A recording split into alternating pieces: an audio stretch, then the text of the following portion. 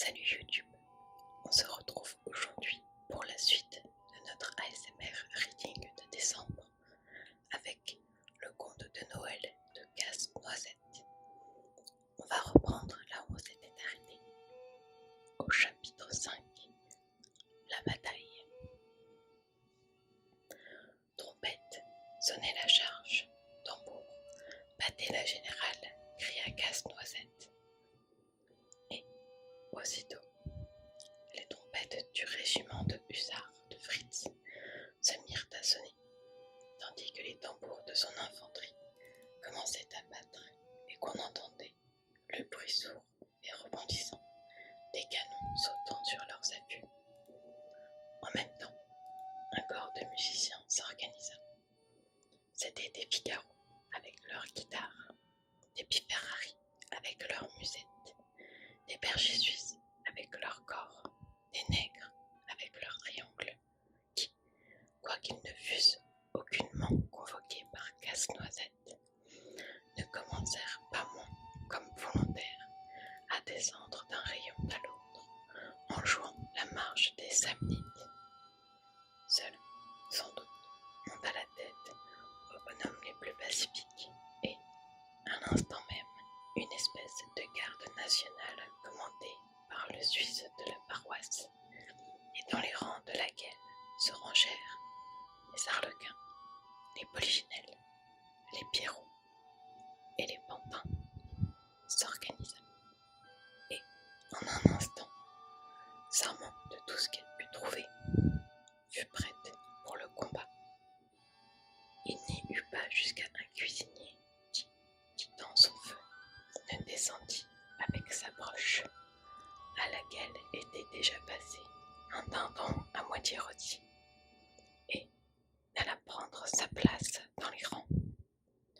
Casse-Noisette se mit à la tête de ce vaillant bataillon qui, à la honte des troupes réglées, se trouva le premier prêt. Il faut tout dire aussi, car on croirait que notre sympathie pour l'illustre ministre citoyenne dont nous faisons partie nous aveugle. Ce n'était pas la faute des hussards et des fantassins de Fritz. S'ils n'étaient pas en mesure aussi rapidement que les autres.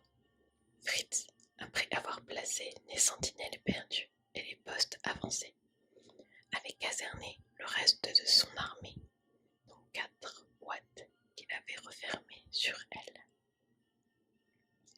Les malheureux prisonniers avaient donc beau entendre le tambour et la trompette qui les appelait à la bataille, ils s'étaient enfermés et ne pouvaient sortir. On les entendait dans leur boîte grouiller comme des écrevisses dans un panier, mais quels que fussent leurs efforts, ils ne pouvaient sortir. Enfin, les grenadiers, moins bien enfermés que les autres, parvinrent à soulever le couvercle de leur boîte et prêtèrent main forte aux chasseurs et aux voltigeurs. En un instant, tous furent sur pied et, sentant de quelle utilité leur serait la cavalerie, ils allèrent délivrer les hussards, qui se mirent aussitôt à caracoler sur les flancs et à se ranger 4 par 4.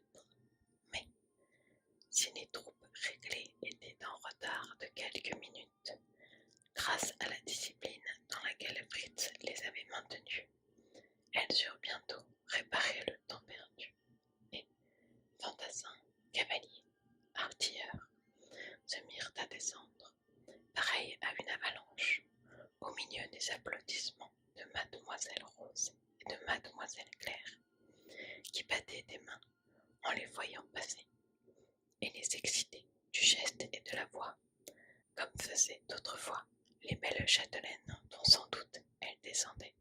Cependant, le roi des souris avait compris que c'était une armée tout entière à laquelle il allait avoir affaire. En effet, au centre était Casse-Noisette avec sa vaillante garde civique. À gauche, le régiment de hussards qui n'attendait que le moment de charger. À droite, une infanterie formidable, tandis que sur un tabouret qui dominait tout le champ de bataille, venait de s'établir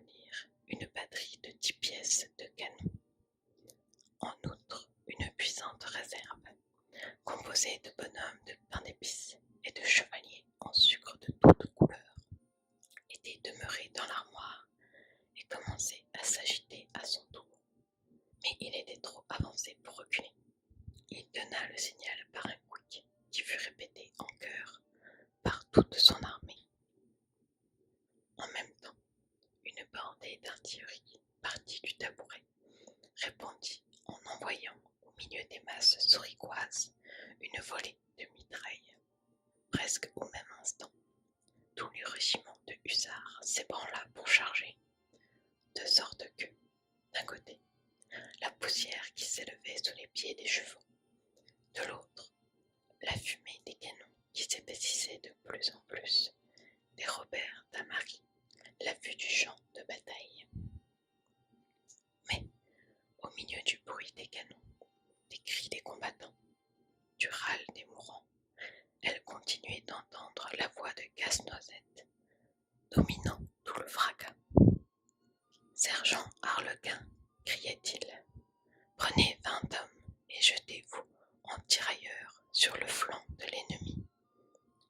Lieutenant Polichinelle, formez-vous en carré. Capitaine Paillasse, commandez des feux de peloton. Colonel des hussards, chargez par masse et non par 4 comme vous faites. Bravo, messieurs les soldats de plomb, bravo. Que tout le monde fasse son devoir comme vous le faites, et la journée est à nous. Mais, par ces encouragements même, Marie comprenait que la bataille était acharnée et la victoire indécise. Les souris, refoulées par les hussards, décimées par les feux de peloton, culbutées par les volées de mitraille, revenaient sans cesse plus pressées, mordant et déchirant tout ce qu'elles rencontraient. C'était, comme les mêlées du temps de la chevalerie, une affreuse lutte corps à corps, dans laquelle chacun attaquait et se défendait sans s'inquiéter de son voisin. Casse-Noisette voulait inutilement dominer l'ensemble des mouvements et procéder par masse. Les hussards, ramenés par un corps considérable de souris, s'étaient éparpillés et tentaient inutilement de se réunir autour de leur colonel. Un gros bataillon de souris les avait coupés du corps d'armée et débordait la garde civique qui faisait des merveilles. Le Suisse de la paroisse se démenait avec sa hallebarde comme un diable dans un bénitier. Le cuisinier enfilait des rangs tout entiers de souris avec sa broche. Les soldats de plomb tenaient comme repoussés. Les soldats de plomb tenaient comme des murailles. Mais Harlequin, avec ses 20 hommes, avait été repoussé et était venu se mettre sous la protection de la batterie. Mais le carré du lieutenant Polichinelle avait été enfoncé, et ses débris, en s'enfuyant, avaient jeté du désordre dans la garde civique. Enfin, le capitaine Paillasse, sans doute par manque de cartouches, avait cessé son feu et se retirait pas à pas, mais enfin se retirait. Il résulta de ce mouvement rétrograde opéré sur toute la ligne que la batterie de canon se trouva à découvert. Aussitôt, le roi des souris, comprenant que c'était de la prise de cette batterie que dépendait pour lui le succès de la bataille, ordonna à ses troupes les plus aguerries de charger dessus. En un instant, le tabouret fut escaladé. Les canonniers se firent tuer sur leurs pièces. L'un d'eux mit même feu à son caisson et enveloppa dans sa mort héroïque une vingtaine d'ennemis. Mais tout ce courage fut inutile contre le nombre, et, bientôt, une volée de mitraille, tirée par ses propres pièces, et qui frappa en plein dans le bataillon que commandait Casse-Noisette, lui apprit que la batterie du tabouret était tombée au pouvoir de l'ennemi. Dès lors, la bataille fut perdue, et Casse-Noisette ne s'occupa plus que de faire une retraite honorable. Seulement, pour donner quelque relâche à ses troupes, il appela à lui la réserve. Aussitôt, les bonhommes de pain d'épices et le corps de bonbons en sucre descendirent de l'armoire et donnèrent à leur tour. C'étaient des troupes fraîches, il est vrai, mais peu expérimentées.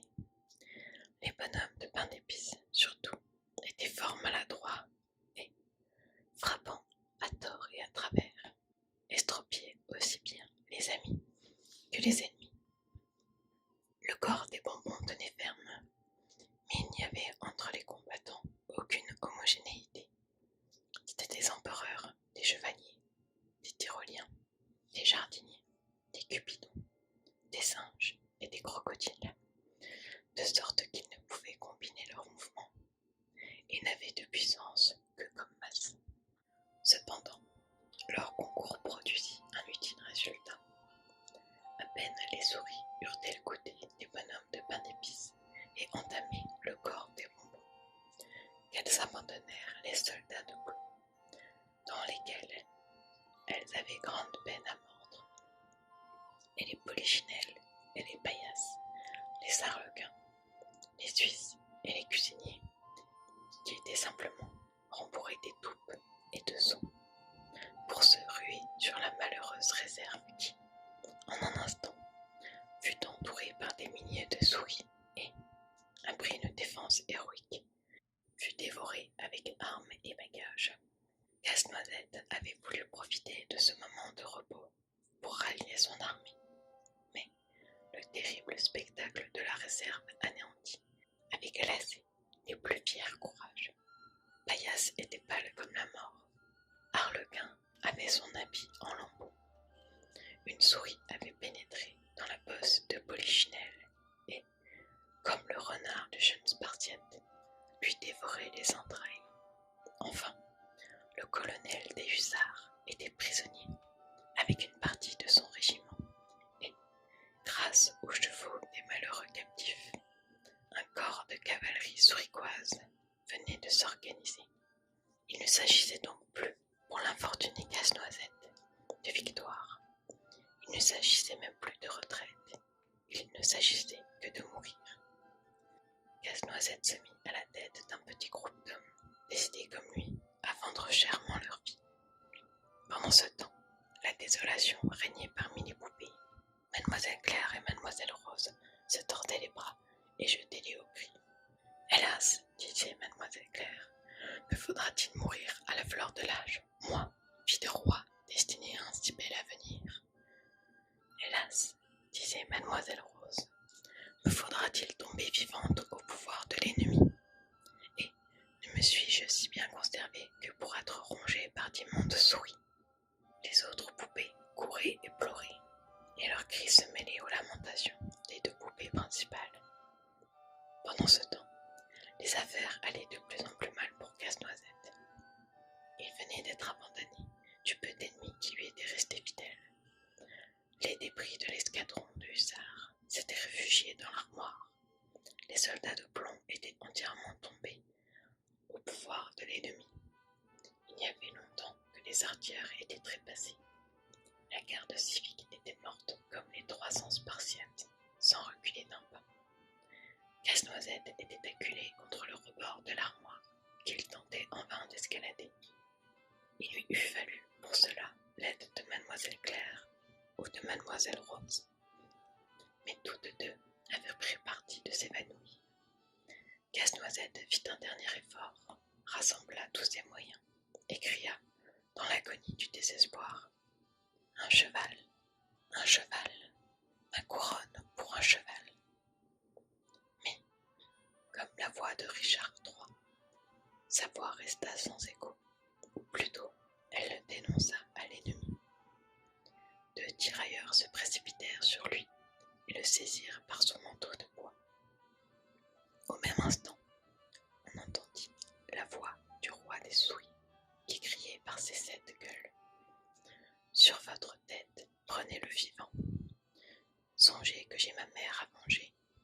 Il faut que son supplice épouvante les Casse-Noisettes à venir. » Et, en même temps, le roi se précipita vers le prisonnier.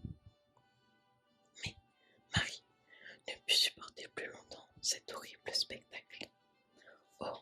pauvre casse-noisette, s'écria-t-elle en sanglots.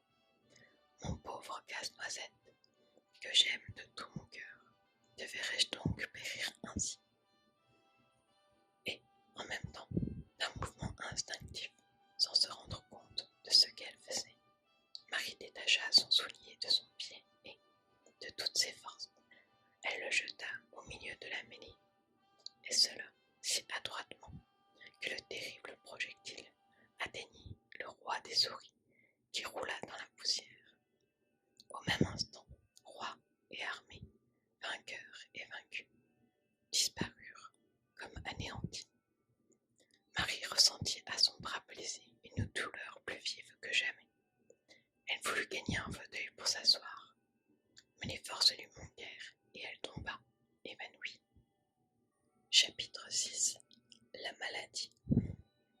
Lorsque Marie se réveilla de son sommeil léthargique, elle était couchée dans son petit lit, et le soleil pénétrait radieux et brillant à travers ses carreaux couverts de givre. À côté d'elle était assis un étranger, qu'elle reconnut bientôt pour le chirurgien Van Dalstern, qui dit tout bas, aussitôt qu'il eut ouvert les yeux: Elle est éveillée. Alors, la présidente s'avança et considéra sa fille d'un regard inquiet et effrayé. Ah, chère maman, s'écria la petite Marie en l'apercevant. Toutes ces affreuses souris sont-elles parties? Et mon pauvre casse-noisette est-il sauvé? Pour l'amour du ciel, ma chère Marie, ne dis plus ces sottises. Qu'est-ce que les souris, je te demande, ont à faire avec le casse-noisette?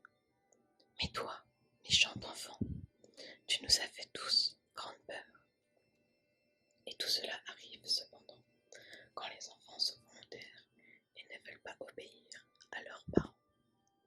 Tu as joué hier, fort avant dans la nuit, avec tes poupées.